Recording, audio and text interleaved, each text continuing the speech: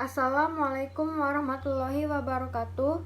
Saya Balkis Aprilia dari kelas Palembang akan memaparkan proposal saya yang berjudul Pengaruh Metode Tim Kuis dari Pembelajaran Aktif terhadap Aktivitas dan Hasil Belajar Peserta Didik pada materi sel kelas 11 SMA Negeri 7 Palembang. Pendidikan pada abad 21 memiliki tujuan yaitu membangun kemampuan inteligensi peserta didik pada proses belajar sehingga dapat menuntaskan masalah di sekitarnya. Dalam membangun kemampuan inteligensi tidak hanya sekedar mengetahui, namun dapat memecahkan permasalahan yang ada di sekitarnya secara nyata, relevan, serta kontekstual. Proses pembelajaran dengan adanya interaksi dan proses belajar tidak menegangkan atau membuat peserta didik takut akan membuat peserta didik menjadi aktif, meningkatkan kreativitasnya, dan menumbuhkan sikap mandirinya selama proses pembelajaran berlangsung, berdasarkan keahlian, keinginan, serta pertumbuhan psikologis dan kognitif peserta didik. Menurut Rohani 2004, dengan terjadinya beragam aktivitas peserta didik, seperti aktivitas jasmani dan aktivitas psikologis, menunjukkan bahwa cara belajar yang sudah dilaksanakan oleh pendidik sudah dapat dikatakan baik. Dengan kata lain, peserta didik ikut berperan secara aktif selama proses belajar berlangsung. Selain keaktifan selama proses belajar, perolehan hasil belajar peserta didik juga menjadi faktor utama proses belajar mengajar dapat dikatakan berhasil. Ada sejumlah faktor yang mempengaruhi hasil belajar yang didapat peserta didik, yaitu faktor internal atau faktor yang berasal dari dalam diri peserta didik, dan faktor eksternal atau faktor yang berasal dari lingkungan. Hasil penelitian yang dilakukan oleh Wiwit di tahun 2015 menunjukkan bahwa penerapan metode tim kuis berpengaruh signifikan terhadap aktivitas dan hasil belajar peserta didik kelas 10 SMA Al-Islam 1 Surakarta. Dalam proses pembelajaran, biasanya peserta didik hanya memperhatikan, diam, dan menyimak pemaparan dari pendidik, sehingga minat belajar dan hasil belajar peserta didik menurun. Dikarenakan metode yang cenderung dipakai guru pada proses pembelajaran ialah metode ceramah. Untuk menunjang keaktifan dan meningkatkan hasil belajar peserta didik, diperlukan penerapan metode belajar yang membuat peserta didik akan lebih aktif, yaitu metode tim kuis.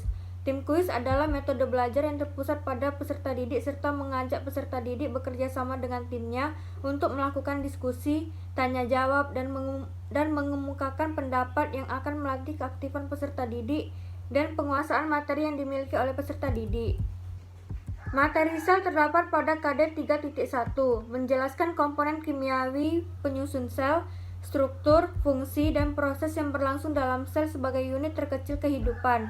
Berdasarkan hasil wawancara dengan guru di SMA Negeri 7 Palembang, peserta didik merasa kesusahan dalam menguasai serta mendalami materi sel, karena harus mengetahui macam-macam organel sel, struktur dan fungsi sel, bagian-bagian sel, serta perbedaan antara sel hewan dan sel tumbuhan. Berlandaskan latar belakang tersebut, maka peneliti akan melakukan penelitian yang berjudul Pengaruh Metode Tim Kuis dari Pembelajaran Aktif terhadap Aktivitas dan Hasil Belajar Peserta Didik pada materi sel kelas 11 SMA Negeri 7 Palembang.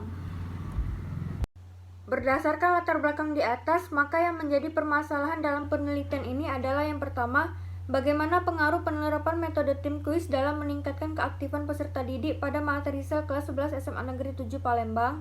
Dan yang kedua, bagaimana pengaruh penerapan metode tim kuis dalam meningkatkan hasil belajar peserta didik pada materi sel kelas 11 SMA Negeri 7 Palembang.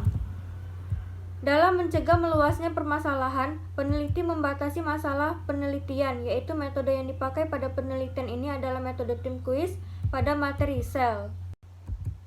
Tujuan penelitian ini adalah yang pertama, untuk mengetahui pengaruh penerapan metode tim kuis terhadap keaktifan belajar peserta didik pada materi sel kelas 11 SMA Negeri 7 Palembang. Dan yang kedua, untuk mengetahui pengaruh penerapan metode tim kuis terhadap peningkatan hasil belajar peserta didik pada materi sel kelas 11 SMA Negeri 7 Palembang. Manfaat penelitian. Yang pertama, bagi peserta didik diharapkan lebih interaktif selama proses belajar dan dapat meningkatkan hasil belajar peserta didik. Bagi pendidik, menjadi sumber informasi dan inovasi bagi pendidik, diterapkannya metode tim kuis pada proses belajar. Dan bagi peneliti, menambah ilmu pengetahuan dan wawasan berpikir ilmiah, serta menambah panduan metode mengajar sebagai calon guru. Penelitian akan dilakukan di SMA Negeri 7 Palembang dimulai pada bulan Agustus 2021. Metode penelitian yang dipakai pada penelitian ini adalah kuasi eksperimental design dengan gambaran desain, penelitian non-equivalent control group design. Variabel bebas pada penelitian ini ialah metode tim kuis dari pembelajaran aktif pada materi sel, dan variabel terikat dalam penelitian ini ialah aktivitas dan hasil belajar peserta didik. Populasi dalam penelitian ini ialah seluruh peserta didik kelas 11 SMA Negeri 7 Palembang, dan pemilihan subjek dalam penelitian ini menggunakan teknik simple random sampling. Prosedur penelitian: yang pertama, tahap persiapan, yaitu penyusunan perangkat pembelajaran, penyusunan instrumen pembelajaran, observasi ke SMA, pemilihan sampel, dan pengurusan surat izin penelitian. Tahap pelaksanaan, yaitu pemberian tes awal, penerapan metode tim kuis, pemberian angket respon peserta didik, dan pemberian tes akhir. Serta tahap penyelesaian, yaitu analisis data, pembahasan hasil, dan penarikan kesimpulan. Teknik pengumpulan data, tes tertulis, dan angket.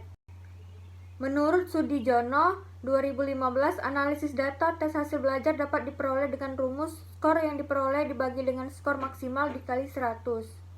Tabel kategori hasil belajar peserta didik dapat dilihat di tayangan berikut. Untuk melakukan uji hipotesis, pertama melakukan uji normalitas dengan menggunakan Statistical Program for Social atau SPSS melalui uji Shapiro-Wilk. Yang kedua, uji T dengan menggunakan rumus sebagai berikut. Kriteria pengambilan kesimpulan dilakukan dengan melihat nilai T sebagai berikut.